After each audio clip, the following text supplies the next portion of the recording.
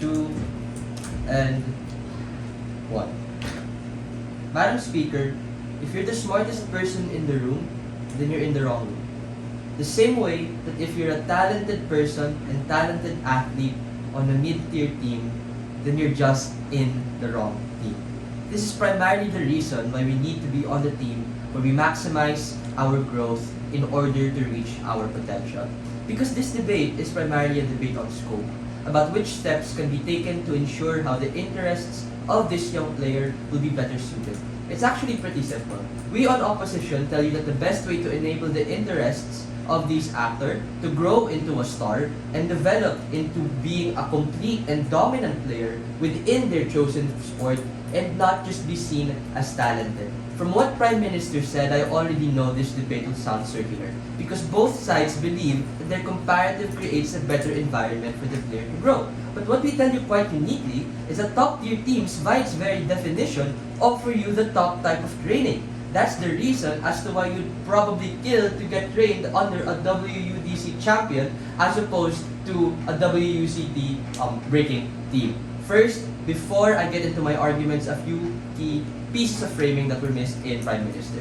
Firstly, this is an actor debate with the sub-burden of a perverse motion. On off, we will prove to you why it's in the interest of rising, young, and talented players to have the delayed gratification and best set them up for overall professional success over the next decade and not just the initial surge of hype in the long run. This is a marathon, not a sprint. Second, this debate is a comparison of opportunity costs and trade-offs that we have to make. We can't have our cake and eat it too. Although Op concedes that there are risks, two things. A, we believe that this is mitigable because even if in the short term, you are benched or become part of the supporting cast, you at least have the potential and learn and grow from the very best. Seasoned players with decades of experience. You also have top-tier coaching, top-tier facilities, funding, sponsorships, and management at a young age that allow you to harness your full potential, that take your skills to the next level. More on that in my first argument. B, we need to recognize that top-tier teams also on average have higher salaries, have higher bonuses, have higher opportunities because of the legacy that their teams have created, have perpetuated, and have defended. And lastly, see, even if this was not the case, the player will still be in a position to grow the most and reach their fullest potential through internal and external pressure, which often leads to internal motivation and the will to succeed despite adversity. This is the beauty of sports, ladies and gentlemen. We have to understand that even if you're already good, the professional league is an entirely different ball game. What worked in collegiate leagues like NCAA or the under-17-18 leagues in football might not work here, which means that there is a personal demand and it is in the athlete's interest to adapt and pursue greatness. Before arguments with few responses, PM tells you that you get buried in loans and debt. This is unlikely to be true since on average they have higher salaries, bonuses, opportunities, even if you're on the bench because you still get paid once your team wins and it's not like you're some scrub or average player. You're, a talented player. PM also tells you that your team doesn't trust you. This is true on both sides. Even if you're a great collegiate player, you probably will get wrecked still by second or third tier players simply because of experience and access to opportunities. On our side, you probably will be benched more, sure, but are still able to train and hone the skills you need in order to be played later on, even if you're unsung. This narrative on being unsung is precisely what motivates you to do better, and the fan base can push you to allow you to get more playtime. It's only a matter until you get your opportunity. It might take you longer, but you'll be better and more conditioned to succeed. How is this true? This literally happened with Kobe Bryant.